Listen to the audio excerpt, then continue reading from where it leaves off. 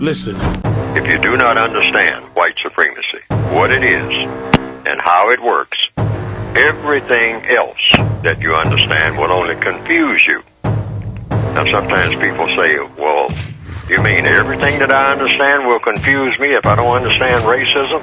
Yes, because racism is the dominant political and religious motivating force among the people of the planet in all 9 areas of activity: economics, education, entertainment, labor, law, politics, religion, sex, and war. That covers just about everything that any person, minute by minute, might be doing or engaged in any time of day or night, anywhere on the planet. Yes, some white person took a look around at some point, presumably some white person, and say, you know what? I'm looking at all these people moving around here doing this and doing that. I'm going to come up with a system where I can dominate them, everybody that I classify as non-white, and have them jumping through hoops at my command. I'm going to come up with a system that does that. Apparently somebody did that because the evidence is here.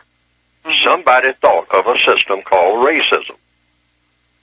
And that somebody put it into operation, and it took off like a prairie fire. I mean, in record time, became the most powerful system of politics and religion. There's no religion stronger than the religion of white supremacy that the world has ever seen, and that's what we're experiencing right now. Now, how it all evolved and in the details, and the first person who got the idea is argumentative. But I don't argue about that. I just simply say, somebody did it, because that's what we're looking at. Somebody did it. Somebody set it up.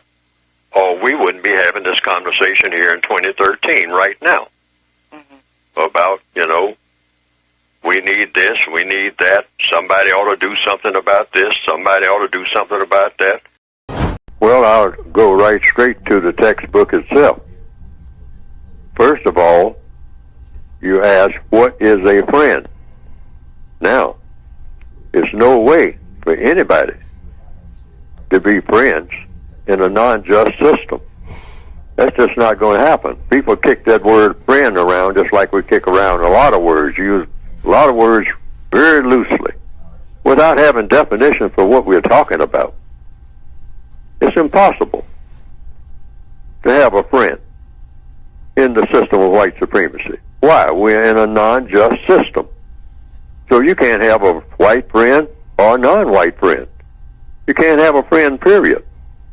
You just do the best you can in a system that's rotten to the core. It's all rotten.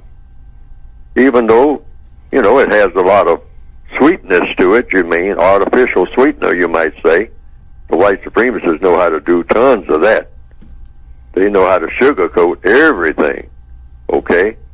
So we get that taste of the sugar, but that's not genuine. It's not genuine. It's not real. You cannot have true friendship in a non-just system, but you just do the best you can to do what? Minimize the harm that you do to people. Try to be as constructive as you possibly can, but you can't have a white friend or a non-white friend in a system that doesn't allow friendship. There's no such thing as friendship in a non-just system. It's just people doing stuff. So the stuff that you do, just try to make it as constructive as you possibly can, knowing full well you can't get it the way that it ought to be. There's no way you can get any kind of relationship the way that it ought to be in a system that's set up to prevent everything from being the way that it ought to be when it comes to interaction between people. It's not going to happen. Wow. Trying to pretend that it's happening is just that. Now, we are excellent pretenders because we hurt all the time. So what we do is go around all day pretending. We're pretending that we have friends. The white supremacists do not allow that. Friendship means you have justice. What means, and what does that mean? What we've been repeating in this program all the time. Guaranteeing that no person is mistreated. That's a big order. Guaranteeing that no person is mistreated at no time? You guarantee that? But that's what you got to have if you got justice. And the other part is guaranteeing that everybody who needs constructive help gets it. You got to guarantee that. No half-stepping. No, I'll see about it next week. No, you got to guarantee it right now. That doesn't exist anywhere on the planet. But that's the way it should have been in the beginning. In the beginning, yes. Of time. All right? But everything got off track, and the white supremacists have made sure that it stays off track. Yes. Because they believe in mistreating people deliberately and dominating people and getting people to mistreat each other.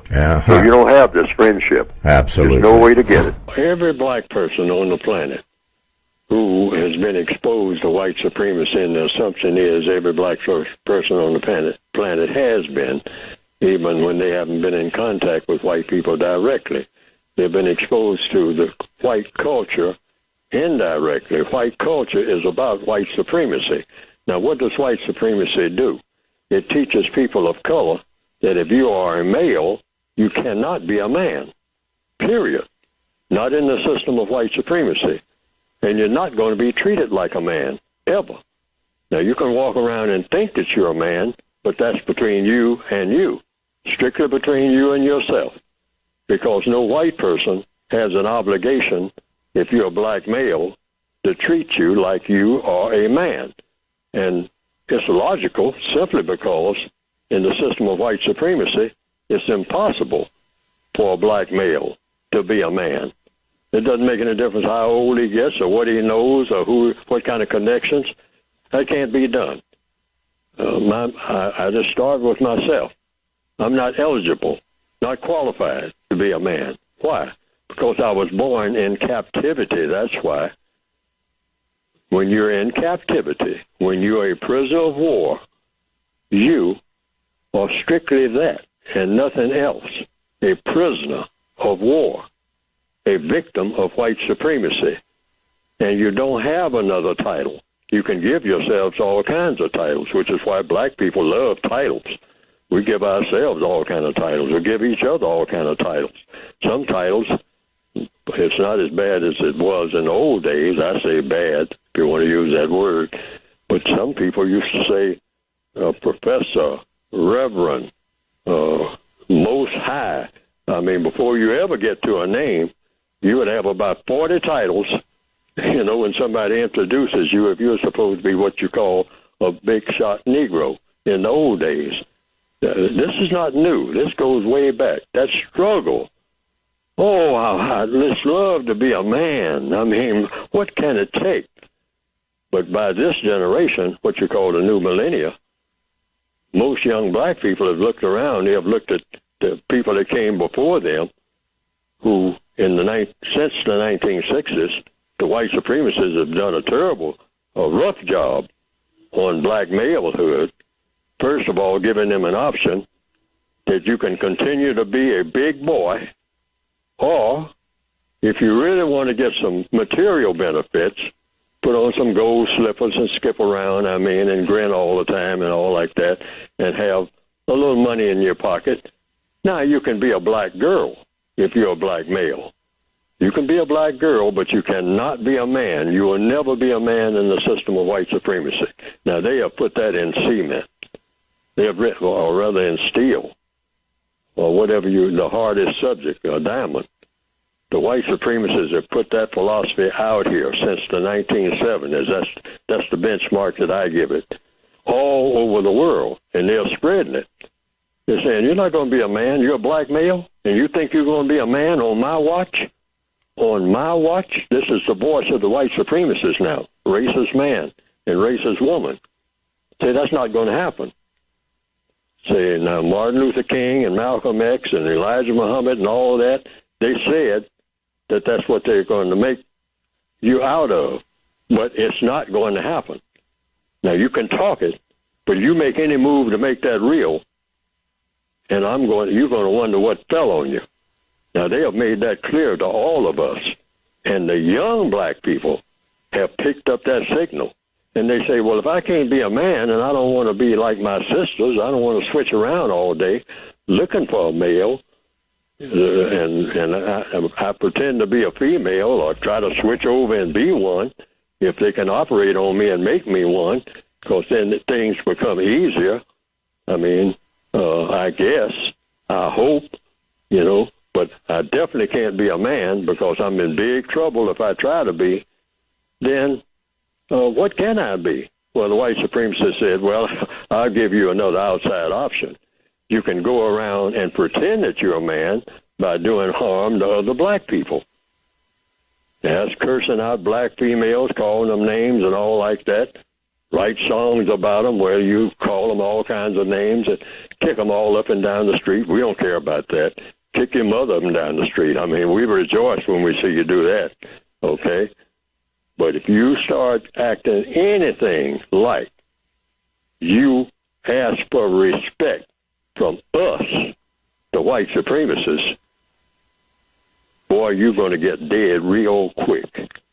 Most black males, we know that because they teach us that in no uncertain terms. When we really start asserting ourselves and say, you're going to respect me as a man.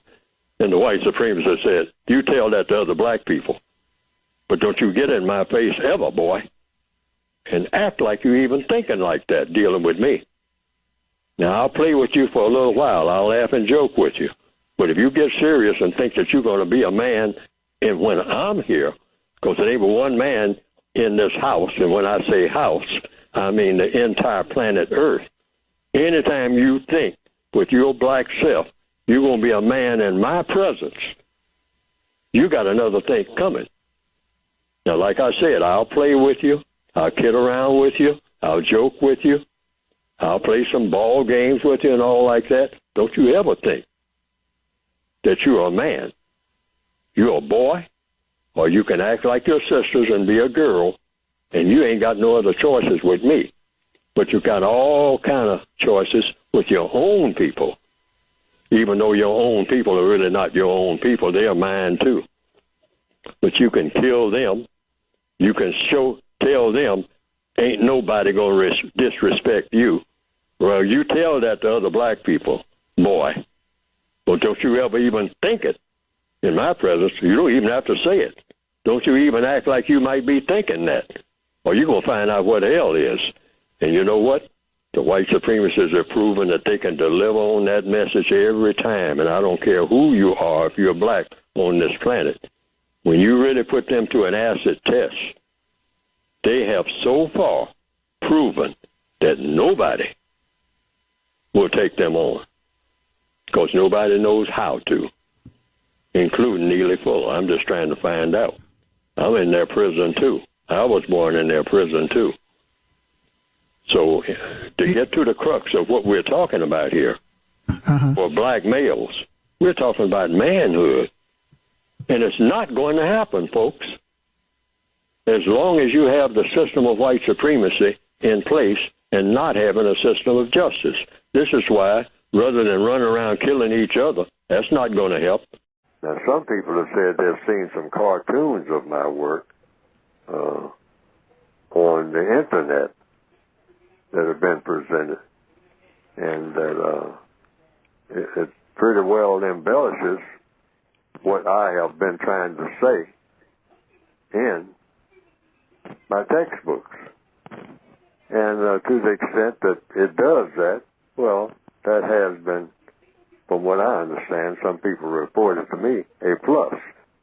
Because they didn't understand what I had written very well, but when they saw those cartoons that just repeated what I was saying and attaching my name to it, and came right out of the book, the material did, they say that they better understood it. And I can understand that because people are kind of visual particularly in the year 2021 now, more visual than ever.